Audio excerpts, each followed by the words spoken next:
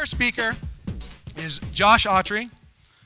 He's going to tell us a little bit about a subject near and dear to my heart.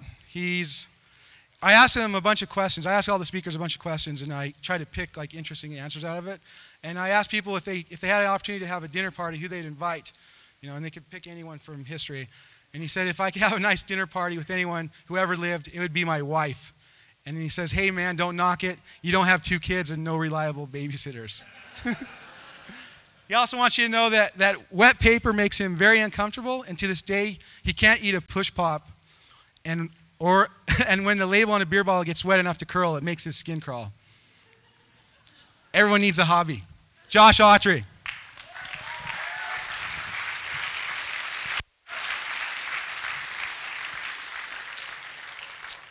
Thank you guys, appreciate it. Screen's supposed to be white and not black, so I'm just gonna hang out here. So, you wanna host a role-playing game. I'm going to pretend that you do, otherwise you got about 4 minutes and 50 seconds to embark on a walking tour of beautiful downtown Murray. So contrary to popular portrayal, role-playing games are actually hugely social and a great way for grown-ups to get together and have a lot of fun. In the beginning, people were too busy beating each other with clubs, later swords, arrows, and angry message board posts to have a lot of leisure time. Back then, pretending to be a warrior wasn't called role-playing, it was called practice. The act of role-playing actually came about due to our states of leisure time and arrested development. But in the beginning, role-playing games came about due to historical reenactments mixed with laziness. The first commercial game was the now famous Dungeons & Dragons, written by the now dead Gary Gygax. In the 1980s, these games flourished and were tied to myths of kids dying in steam tunnels. But enough about the past. That's you, and you're going to need some friends. Now, unfortunately, bringing people into hardcore geekdom isn't always easily done because of those myths and stereotypes. What we're going to have to do is clear up a few key misconceptions so you can get ready to play the games. The first one is, aren't role players those people who hang out of the parts and smack each other with foam bats? No. Those are called LARPers, which stands for live action role playing. In the caste system of acute nerddom, they're at the very bottom, ranking only slightly above computer case modders and / fanfic writers. Now, collectible card games, or CCGs, were created because there's no revenue stream and players buying a $20 book and using their imagination for free. It's sort of like playing normal cards, except you only get half the deck, so you have to buy another and another and another just to have enough cards to play the damn game. Now, let's talk video games for a second. Now, in a video game, when you're confronted with a bad guy, your standard course of action is to shoot it. Now, in an RPG, it's different because the game master controls the entire actions of the game. So there, you could say converse, or cast a spell, or befriend it, or take it out for a delightful evening, really, depending on the skills of the character.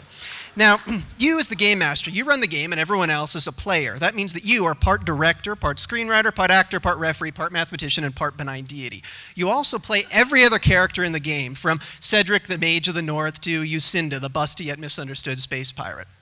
The players are usually a team. There might be a group of people looking for intrigue, a crack commando unit, or a crew of a space freighter. Characters are defined by their backstories, attributes, and a broad range of skills that define what they do, cooking to automatic weapons. Dice come in as the arbiters of chance. To find out if Starla the elf hits this shark of photoshoppy creepiness, she rolls dice to see if her arrow hits. You, controlling the shark, roll to see if the shark wins. Now, the higher the skill she has, the more dice she rolls. If the shark wins, gets a higher roll, ouch.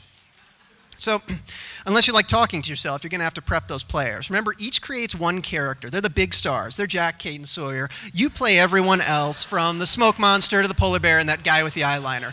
Most people get the gist of it, but there are a few types you're going to want to keep your eye on. The power gamer wants to control everything in the game. He wants to be the most powerful person, but an RPG is not a competitive sport. It's like playing Lego with Charles Barkley. Now, the thespian, Scottish accent is less consistent than Kevin Costner in Robin Hood, and everybody groans every time she utters "I" gravely. The rules Nazi questions your every move as a game master, and fudging dice rolls to do something cool as a game master's right. He wants to make the game less fun and more like calculus. The absentee player is there all the way up until the very first game, which he takes her key role as a medic and vanishes off the face of the planet. Now, most games use a variety of dice, from a D4 to a D20. Dice are cheap, thus very addictive. You're also going to want scratch paper for notes and the like. I also find alcohol helps loosen up new players and really get them into the game. And you could go high-tech with a laptop and a projector. That's kind of what I tend to do.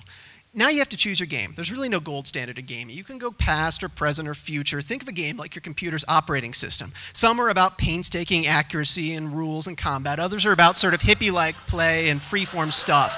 Now, there are tons of games. You got Dungeons and Dragons, which is, and then you've got Traveler, which is like Star Trek with less copyright infringement. You've got Mech Warrior, which is slow. It's like a robot with doing your taxes in it. You've got Serenity, because, you know, who really needs rules? And then you've got Shadowrun, which is cyberpunk plus magic. It's like doing homework in the future.